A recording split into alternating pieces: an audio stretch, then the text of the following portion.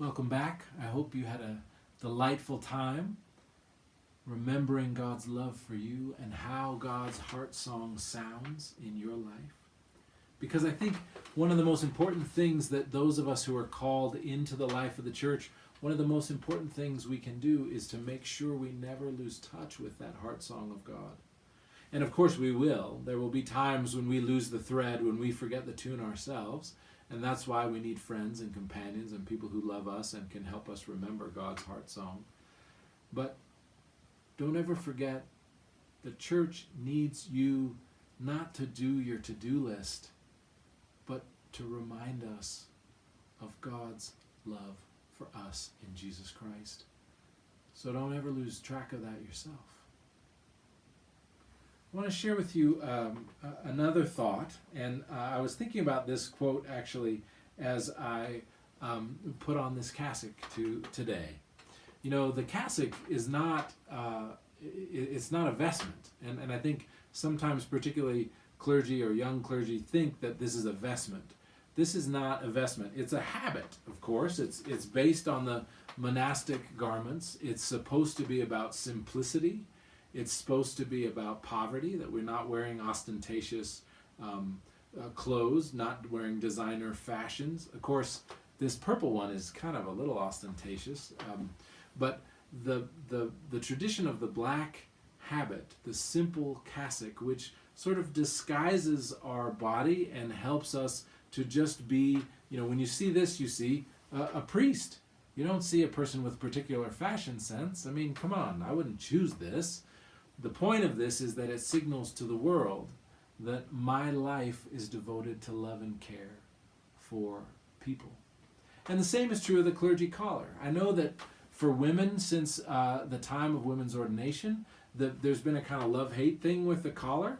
I would encourage you to wear the collar with a black shirt, because that's the symbol. That's what people recognize and understand.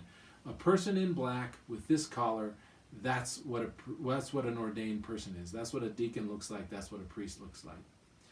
Lest you think that because I'm a man, people always get that, and that women have a tougher row. I'm sure that women have a tougher row to hoe with women's ordination. Don't get me wrong. But I can't tell you the number of times when I have been walking around in a black suit with this collar on, and I walk into a shop or something like that, and somebody goes, "Are you a minister?" And I'm like, "What do you think? Like I choose to wear this? Give me a break." So the reality is that the symbol of a person dressed in black with a clergy collar on, that's the symbol. Find a way to wear that collar in a way that fits you and who you are, because it's you who are called to this ministry. But find a way in which it also embodies that symbol, to be an outward and visible sign of the faith of the church, to be a person who is physically out there in the world, open to the people who will come to you and ask for prayers, the people who will come to you and ask for God's blessing when you become ordained a priest. I want to share with you a rather lengthy quote about the cassock. And this is a quote that is from,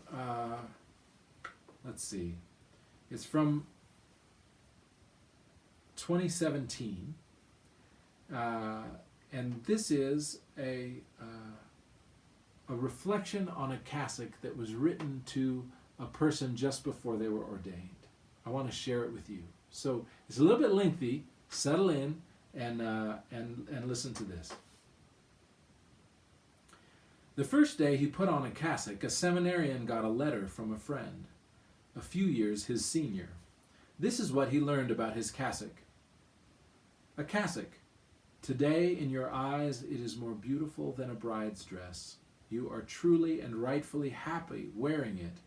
After all, you've been waiting for it since the time you entered seminary.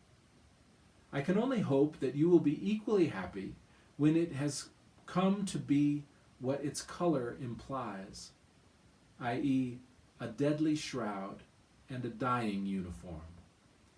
Today it's a bride's dress you enthuse over along with your family and friends. Be as enthusiastic about it when it starts to be your solitary confinement, cage and furnace where God will melt and purify you.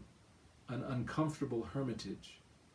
This bride's dress, when necessary, will be your armor, provided you care to remember and use it this way.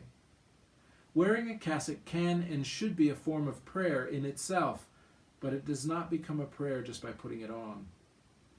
Pockets.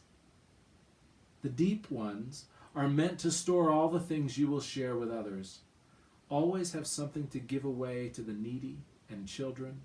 Remember that they will appreciate a little money, your smile, and a word of solace more than your impeccable hymn singing. This is because people need first and foremost to hear that they are loved, and even more so to feel that this is true.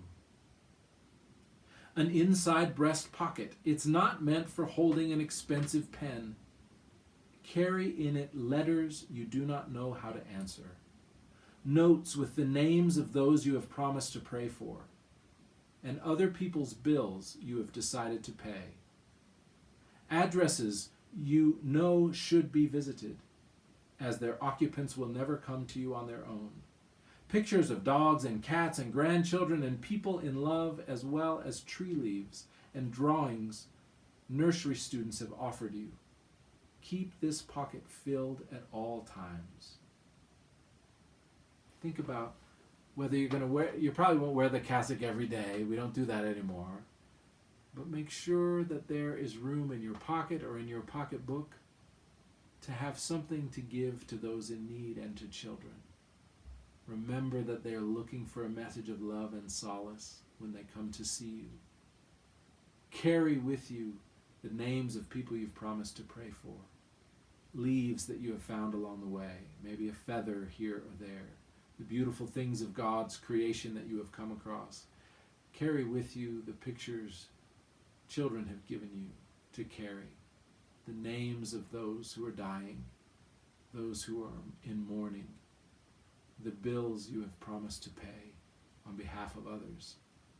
Think about your pockets and what you put in them as a sign of your vocation as a deacon in the church. May your cassock always be a nuisance and a stumbling block when you start putting on airs and strutting about like a peacock, falling prey to your vaulting ambitions. May you always stumble on it when you are led astray. Do not worry. It will stick in your way. That's the thing about this. It's meant to get in your way. It's not an easy thing to wear, and it draws attention to you and to itself. You trip on it when you go up and down stairs sometimes. It blows about in the wind. Again, even if you're not going to wear a cassock in your day-to-day work, you will put it on when you go into the church. You will put it on when you say your prayers. Even when you're not wearing it, when you're wearing just the collar, remember it's supposed to be a nuisance. It's supposed to interrupt your personality and your desires and your things. It's supposed to put other people in your way. Because in those people, you are encountering the risen Christ. I sincerely wish, sleeves. Sleeves can be rolled up. The cuff reminds you that the cassock is no dress uniform but work clothes. But roll up your sleeves only to do the work God wants you to do, never to further your own agenda. I sincerely wish that your cassock would show white salt marks. The ones on the back will be signs of your sweat. The ones on the chest will be the marks of tears, both yours and those who hugged you. Those who hugged by you will confide in their hundreds of worries, big and small, grave and frivolous. I wish that these white salt marks would appear sooner than the first streaks of gray in your hair. Do not be afraid to crumple and soil your cassock. Coming to the rescue of the needy and the wounded, do not hesitate to tear it up to make a bandage and a dressing for human wounds. Remember that, if need be, your cassock can be converted into a cloak or a tent. May it quickly show traces of wear and tear on the knees and shoulders, signs of your prayer and bearing other people's burdens. May it not show such signs on the behind and the elbows, indicators that you have sat down a lot or elbowed your way through the crowd. May your vocation and may your collar be a sign to the world of your commitment to prayer, your commitment to the life of Jesus Christ, and being his disciple. Love your cassock, but do not love yourself in it. Love your collar, but do not love yourself in it. Read more. Priests need real friends too.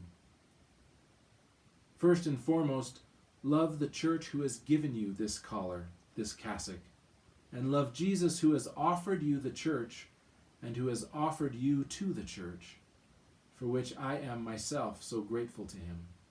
Remember that passengers on a bus or on the metro believe they have more right to take a seat than a priest. Frankly speaking, it is immaterial whether they are right or not. What matters is that even when people hate you, they must not hate God. More and more, people will look at you. After all, your cassock, your collar, gives you a lot of visibility. It also intimidates, and there will be fewer people brave enough to criticize you. This does not mean, however, that there will be no grounds to criticize you. Remember that your cassock is not the packaging of a completed product. The Lord has clothed you in it to mercifully hide your inadequacies and deficiencies. Now that you know this, blessed are you if you behave accordingly. Tomorrow, you will come to the church and you will wear the collar. You may come wearing a cassock. I want you to take some time over the next hour to reflect upon the collar and the cassock. I want you to love them, but not to love yourself in them. I want them to be signs of the hard work you are willing to do. I want them to be signs for the world to know that they can come to you for prayer, come to you for help, come to you for solace. May your vestments and your cassock and your collar be outward and visible signs of the servant ministry that you are called to carry out. We'll see you back in about an hour.